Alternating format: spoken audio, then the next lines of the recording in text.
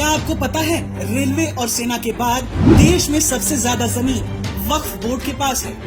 दिन रात अंबानी अडानी पर छाती पीटने वाले इस बात को पूरी मक्कारी के साथ छिपा जाते हैं कि कैसे बिना किसी व्यापार या कारोबार के ये वक्फ बोर्ड पूरे देश में बेहिसाब संपत्ति का मालिक बन बैठा। हाल ही में तमिलनाडु के एक पूरे गांव को वक्फ बोर्ड ने अपनी संपत्ति घोषित कर उस गांव पर ही कब्जा कर लिया।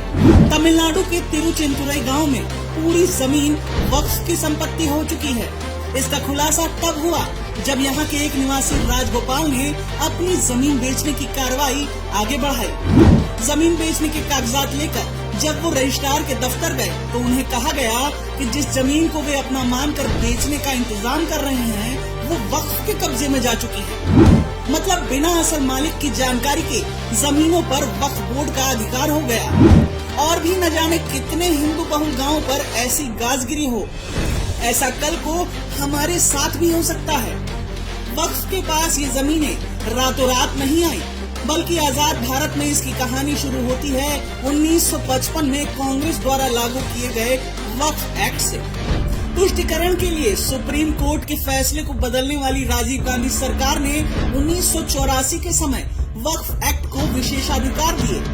कांग्रेस के ही शासन में 1995 में जब नया वक्फ एक्ट 1995 लाया गया तब वक्फ बोर्ड को और ताकत दे दी गई और सत्ता से जाते जाते संसाधनों पर मुसलमानों का पहला हक बताने वाली मनमोहन सरकार ने तो 2013 में संविधान में संशोधन कर वक्फ बोर्ड की ताकत को चरम पर पहुंचा दिया। आखिर ऐसा क्या है वक्फ एक्ट 1995 जो आपके लिए बन सकता है खतरा? वक्फ पूर्ण रूप से एक मजहबी संस्था है जो मजहब की आड़ में भूमाफिया में परिवर्तित हो गई है। तुष्टिकरण में डूबी कांग्रेस ने वक्फ अधिनियम 1995 के तहत इसे कानूनी वैधता के साथ संवैधानिक मान्यता भी दे दी। 2009 में वक्फ बोर्ड के पास 4 लाख एकड़ की संपत्ति थी और 2020 में यह बढ़कर 8 लाख एकड़ हो गई। चलिए अब समझते हैं कि आखिर क्यों वक्फ एक्ट देश के लिए बहुत ही ज्यादा खतरनाक है। धारा 36 एवं धारा 40 इस प्रावधान में यह लिखा है कि वक्फ बोर्ड किसी की भी प्रॉपर्टी को, चाहे वह प्राइवेट हो, सोसाइटी की हो या फिर किसी भी ट्रस्ट की, उसे अपनी संपत्ति घोषित कर सकता है। धारा 40(1) अगर किसी व्यक्ति की प्रॉपर्टी को वक्फ प्रॉपर्टी घोषित किया जाता है तो उसको उस ऑर्डर की कॉपी तक देने का कोई प्रावधान नहीं है। मतलब आपको बिना बताए आपकी जमीन पर कब्जा हो जाएगा। धारा 28-29 के अनुसार वक्फ बोर्ड का जो ऑर्डर होगा उसका पालन स्टेट मशीनरी एवं डीएम को करना होगा। धारा 85 के तहत अगर कोई मामला वक्फ से संबंधित है तो आप कोर्ट में दावा दायर नहीं कर सकते हैं। वक्फ ट्रिब्यूनल ही इसकी सुनवाई कर सकता है। धारा 101 इसके अनुसार वक्फ बोर्ड के मेंबर पब्लिक सर्वेंट हैं। क्या किसी भी हिंदू संस्थान में मठाधीश, शंकराचार्य, पंडित को पब्लिक सर्वेंट माना गया है? वक्फ कानून 1995 के कारण ही वक्फ बोर्ड बहुत ताकतवर बन चुका है। कोई भी अल्पसंख्यक कहीं भी अवैध धार्मिक स्थल बना लेता है और एक अर्जी वक्फ बोर्ड में डाल देता है। बाकी काम वक्फ बोर्ड खुद करता है।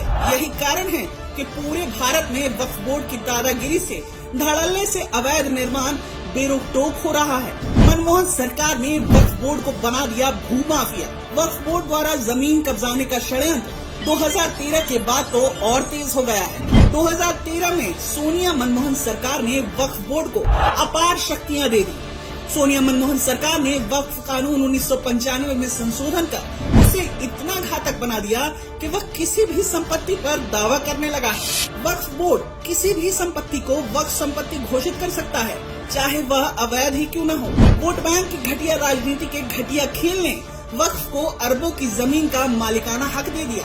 खुद को सेकुलर कहने वाली कांग्रेस से मिली ताकत के दम पर वक्फ बोर्ड बहुत ताकतवर बन चुका है। वक्फ अधिनियम 1995 जैसे काले कानून के रूप में न सिर्फ भू जिहाद को बढ़ावा दिया जा रहा है, बल्कि इस संस्था को मिली ताकतों से भारत की जमीन पर समुदाय विशेष का वर्चस्व स्थापित किया जा रहा है। यही कारण है कि वक्फ कानून 1995 के विरुद्ध आवाज उठने लगी है। सर्वोच्च न्यायालय में दायर एक याचिका में वक्फ कानून 1995 के प्रावधानों को चुनौती देते हुए कहा गया है कि इस अधिनियम के बहुत प्रावधान ऐसे भी हैं जिनका धर्मनिरपेक्ष भारत में कोई स्थान नहीं है।